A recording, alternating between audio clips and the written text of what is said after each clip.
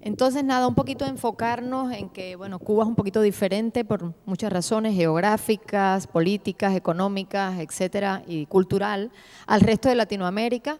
Pero bueno, igual también tiene un poquito que contar y muchísimo que aprender todavía del GLED en lo que ya hemos aprendido y lo que nos va quedando. Por eso hemos puesto lo que nos enseña la epidemiología desde la perspectiva del Programa Nacional Cubano, porque es un poco diferente al del resto de los países. En Cuba el programa, un poco para aterrizarlo, funciona de una manera un poco diferente. Como decía la doctora, yo también estoy presidiendo ahora la Comisión Nacional Técnica Asesora de Diabetes, donde se involucran no solo las instituciones de salud pública, sino otras que lógicamente tienen que participar, como el Instituto del Deporte, la Agricultura, la Gastronomía, el Ministerio de Educación, y esa comisión se rectoriza desde nuestro instituto y obviamente dan tremendo apoyo a las políticas públicas en función de la persona que vive con diabetes. El Grupo Nacional de Endocrinología, obviamente, porque dentro de endocrinología nosotros no tenemos Sociedad Cubana de Diabetes, sino Sociedad Cubana de Endocrinología, rectorizada por una dirección nacional del Consejo Científico, pero la diabetes tiene la parte principal dentro de la especialidad y de ahí que tenga muchísimo apoyo. Y el programa nacional. Nuestro programa nacional surge desde el año 1975. Lógicamente, para poder tener un programa hay que tener un sustento, y el doctor Ashner se refería muchísimo a las características de los países y las posibilidades reales, pero Cuba tiene algunas posibilidades y es el apoyo tan grande de las políticas de gobierno al sistema de salud. Y voy a resaltar esto porque soy orgullosamente también médico de familia, la especialidad que hice en 4 años, hace algunos añitos atrás, y Cuba cuenta con 10.859 consultorios del médico y la enfermera de la familia, ubicadas en la casa, es decir, alrededor del paciente, y tiene la obligatoriedad de cumplir con los programas nacionales establecidos por el Ministerio de Salud Pública, dígase precisamente el seguimiento del programa materno-infantil, que es prácticamente mandatorio, y también entre sus programas están las crónicas no transmisibles. De ahí que el médico está obligado y la enfermera a visitar a la casa en terreno a los pacientes con enfermedades crónicas mínimo 4 veces en el año y hacer toda esta labor de la que hoy estamos hablando acá. Cuba cuenta con 450 policlínicos que también están en la atención primaria de salud, donde se hace la prevención comunitaria de casi todas las especialidades desde la atención secundaria, y Cuba cuenta con 150 hospitales. Tiene 19 instituciones de subordinación nacional, dentro de los cuales hay 12 institutos, 8 de ellos, donde está el de endocrinología, cuentan con 51 años de experiencia y se subordinan directamente al ministro. Y dentro de la atención secundaria y terciaria tenemos 18 centros de atención al diabético. Este es nuestro instituto, este es el Centro Referencia Nacional de Atención al Diabético, los cuales van a ver después cuántos tenemos. Pero también tiene otras instituciones que en función de la diabetes también participan, como estos son 131 hogares maternos en el país, 111 clínicas estomatológicas, 287 casas de abuelos, 150 hogares de ancianos, donde de una manera u otra todo el mundo está involucrado con esta condición. Lo que más se refuerza en Cuba, obviamente, son los centros de atención al diabético, y es que Cuba cuenta con todos estos a lo largo del país, es decir, 18 centros activos en todas las provincias. Esta es la población de Cuba al cierre del 2017, 11.230.142 habitantes. Hay un centro de referencia, que es el nuestro, el que pertenece al Instituto de Endocrinología, y uno en proyecto en la provincia de Mayabeque, que es una provincia de nueva creación en la última división que se hizo en el país.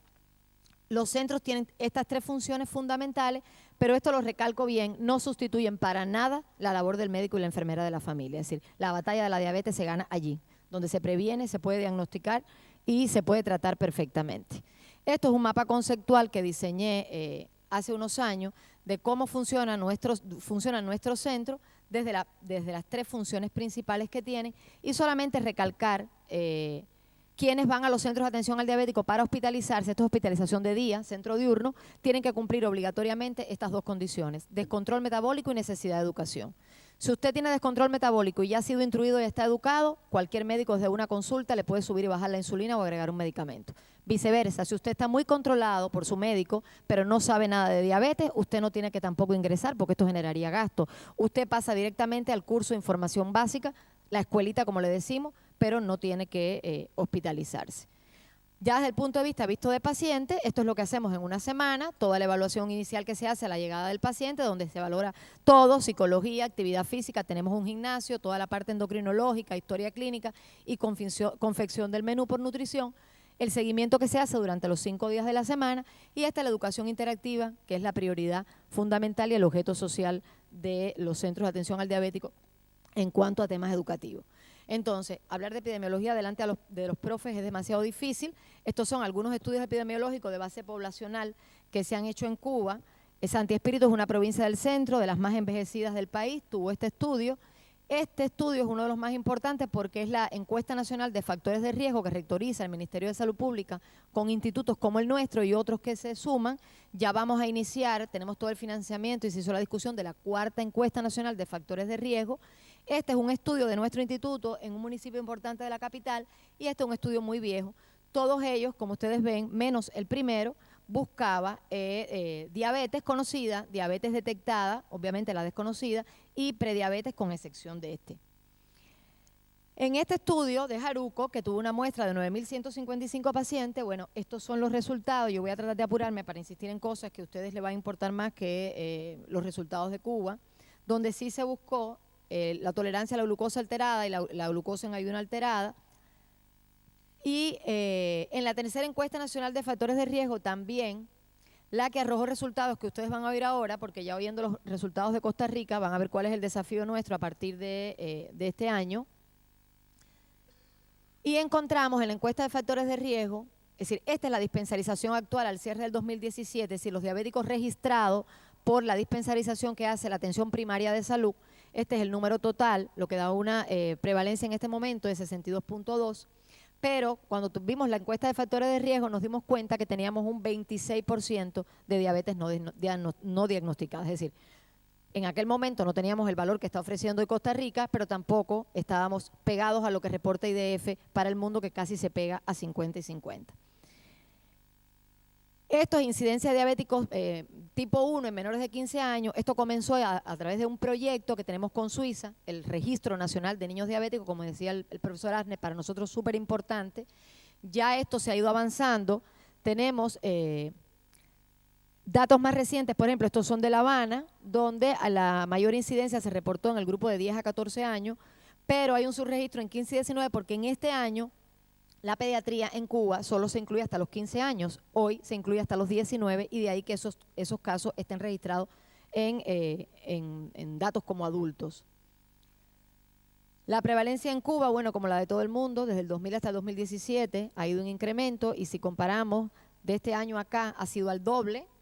pero hablaba algo muy importante el profesor Asner y es que la prevalencia se nutre de los casos nuevos y también se desnutre de la mortalidad. Y Cuba también tiene características con respecto a su mortalidad. Esta es una gráfica del doctor Alberto Barceló, quien trabajara por muchos años en la OPS-OMS y en el taller regional que dio sobre cuidados crónicos en Chile, la mostró. Y estos son pacientes con diabetes y buen control, teniendo en cuenta la glicosilada y la glicemia en ayuna, que se han hecho en estudios poblacionales, encuestas poblacionales de diferentes países, donde en Cuba se reportaba por la nuestra 65% de control glucémico de los pacientes. Las tasas de mortalidad en Cuba también tuvieron su pico y se han mantenido en los últimos años, la bruta bastante estable, la ajustada con una discreta tendencia a la disminución. Este otro gráfico que les muestro tiene la misma mortalidad bruta y esto es una razón que saca nuestro profesor Oscar Díaz y es la mortalidad con respecto a los pacientes que ya están diagnosticados con diabetes, la cual si vemos la tasa de mortalidad bruta tiene estos valores, pero la tasa de mortalidad dentro de los propios pacientes que han sido diagnosticados con diabetes de años ha ido disminuyendo. Este es otro estudio de una especialista de bioestadísticas de nuestra institución donde estudió la edad de ocurrencia de los fallecidos, de las defunciones en Cuba por quinquenios y como ustedes ven se ha ido postergando el fallecimiento de las personas que viven con diabetes en nuestro país, estando ya en el año 2010 en edades, por ejemplo, la femenina, en 72.23 años con una desviación de 12.98. Es decir, en Cuba los diabéticos se mueren ya bastante viejos, tienen una esperanza de vida muy similar a las personas que no viven con diabetes, que está entre los 76 y 80 años. Por tanto, quizás también eso influye un poco en nuestra alta prevalencia. Estos otros datos también los reporta la OPS y es en algunos países de esta región donde Canadá es quien tiene la mortalidad ajustada por diabetes menor y detrás de Canadá está Cuba. Ahora, ¿qué sabemos hoy? Ya de manera muy rapidita, porque Silvia me está contando los minutos. Nosotros sabemos que la diabetes conocida en Cuba, por la última encuesta de factores de riesgo, la tercera, se mantiene la desconocida en un 26%. Para nosotros, es decir, que sabemos las bondades de nuestro programa, sigue siendo alta. Vamos a ver qué arroja la cuarta y van a ver el único desafío que traigo, que es el desafío epidemiológico que voy a proponerme. El 100% de los niños diabéticos en Cuba están dispensarizados en un registro nacional y eso favorece y obliga a que tienen que tener atención especializada. Es decir, ningún niño menor de 19 años se ve seguidamente solo con el médico de familia, está obligado a verse con el especialista en endocrinología o con un pediatra entrenado en la institución nuestra en endocrinología, es decir, no es visto su seguimiento solo por el médico de familia, esto es obligatorio. El control glucémico, bueno, se mantiene alto en nuestro país, la mortalidad por diabetes está estable y disminuye en los casos conocidos y Cuba se ubica en el segundo país dentro de Latinoamérica. La edad de ocurrencia de las defunciones se ha ido postergando a edades similares a los no diabéticos. Le traía esta foto y es algo que nosotros adquirimos con transferencia tecnológica de la empresa Sinocarb del 2007, es decir, tecnología china, al Centro de Inmunoensayo de Cuba, es un centro de alto prestigio del polo científico, y nos permitió adquirir la tecnología de un glucómetro por el método SUMA, cuya evaluación de desempeño se hizo en el Centro de Investigaciones Médico-Quirúrgicas y toda la validación por el Centro de Inmunoensayo, y que a partir del 2011, es decir, desde esta fecha lo comenzamos a tener en los hospitales, en los cuerpos de guardia, en los policlínicos, pero que a partir del 2011 fue al 100% de las farmacias comunitarias. Con esto quiere decirle que en Cuba el 100% de las personas que viven con diabetes tienen un glucómetro, con una cobertura de tiras reactiva que es liberada, donde el paciente acude todos los meses a la farmacia y compra por un precio simbólico. Recuerden que en Cuba la salud pública es subvencionada, el precio de este glucómetro para el paciente es de 36 pesos cubanos, similar a $1.30 y algo centavos más o menos, y todos los diabéticos, una vez que son diagnosticados, se les prescribe su medicamento y en la farmacia comunitaria se le vende su glucómetro, lo que nos ha permitido incrementar mucho en los últimos años la pesquisa activa en población de riesgo, porque donde quiera que ha habido un glucómetro, en cada casa se pincha el hermano, que normalmente es población de riesgo, en cada centro de trabajo se pincha el compañero, y aunque el glucómetro no es un diagnosticador, alerta un poco a la persona que ya sabe, es hipertensa, está gordita, tiene un hermano diabético, a acudir al médico. Decir además que nosotros ahora, que estamos, todo el mundo debe de saber, en algunos cambios en el país, desde el punto de vista de la presidencia que cambió, también estamos en un proceso de reforma constitucional que va a llevarse a la consulta popular, bueno, ya se inició el proceso en Cuba, y fue ampliamente discutido en la Asamblea, algo que comentaban algunos doctores hace un rato, y es la obligatoriedad del cubano de aprovechar los recursos que el Estado pone a su disposición para la prevención de salud, dada la obligatoriedad que tiene el gobierno cubano en asumir el 100% de los costos de las enfermedades que son prevenibles y que el paciente luego las desarrolla y el Estado cubano tiene que subvencionar todos los gastos. Esto fue ampliamente debatido, planteado por los propios médicos y por parte de la población que pertenece a la Asamblea Nacional, que es muy diversa en número de diputados, y yo como médico también estoy de acuerdo, porque si comparas las posibilidades de tener un sumasensor económico, de poder hacerte una microalbuminuria, de que el paciente con una enfermedad renal no llegue cuando ya está para dializar, y usted compara los costos de la prevención con los costos de los tratamientos, en un país como el mío, donde desde el trasplante de corazón hasta la cirugía estética es totalmente gratuito, obviamente esto hace que en otras cosas no nos podamos desarrollar desde el punto de vista económico. De ahí que, bueno, esto de verdad ha sido un logro buenísimo para nuestros pacientes, para el automonitoreo. Una planta en Cuba se inauguró en este centro en el 2014 y se está construyendo una planta 5 veces mayor en la zona de desarrollo del Mariel para poder también exportar este glucómetro.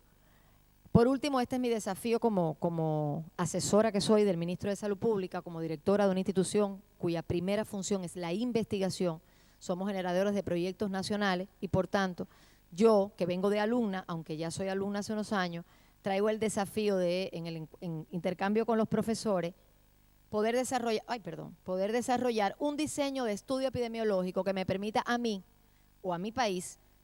identificar el porcentaje mínimo permisible, teniendo en cuenta las características de la diabetes, donde la diabetes tipo 2, el paciente no acude rápidamente a la consulta porque los síntomas también pueden aparecer de alguna manera tardío. Para un país con las bondades en el sistema de salud que tiene el mío, ¿cuál sería el porciento de diabetes desconocida más aceptable, el mínimo permisible para nosotros trabajar en función de poder alcanzar ese porciento.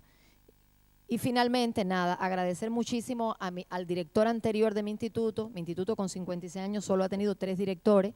los 3 por azares de la vida nos hemos dedicado a la diabetes, y el segundo director, es decir, al anterior a mí, me impuso, tengo que decirlo así, me impuso inscribirme en el GLE en este año, después que yo había empezado a dirigir en el instituto, lo cual agradezco, fue una decisión muy sabia del profesor Oscar Díaz, a quien le agradezco muchísimas cosas en la vida, y bueno, a los profes que están aquí, como Claudio, que le digo que sus conferencias, aunque son bien difíciles, música para nuestros oídos, como el profe Asner, que siempre nos enseña más y más y más, y nos quedamos, yo al menos estoy loca por llevármelo a Cuba un tiempo a ver qué puedo hacer allá con él, a la profe Silvia, que obviamente, imagínense, de ella ni hablar, es mi amiga personal, y a todos los demás que estuvieron con nosotros, y a los amigos que muchos, si se fijan por ahí, no los van a conocer porque están mucho más jóvenes, que hace 4 años, cuando participamos en Nicaragua en el GLE, de los cuales fue una experiencia maravillosa, y de verdad les invito a los que nunca han estado en el GLE a formar parte de este equipo que te enamora. Y voy a decir algo que no dije, me queda un minuto, 30 segundos, un segundo. Bueno, yo además de ser endocrinóloga y médico de familia, trabajé durante 12 años como intensivista, soy máster en urgencia y también diplomada en terapia intensiva. Imagínense lo que significó para mí salir de la atención al grave, que digo es una de las cosas que más me gusta en la vida, hacer epidemiología de la diabetes. En un inicio aquello fue muy traumático para mí y hoy lo agradezco, lo venero y digo que si el médico que no sepa epidemiología no sabe lo que va a tratar después porque ni siquiera ha podido identificar sus problemas. Muchas gracias al GLE por todo lo que me ha aportado y a los profesores que están acá.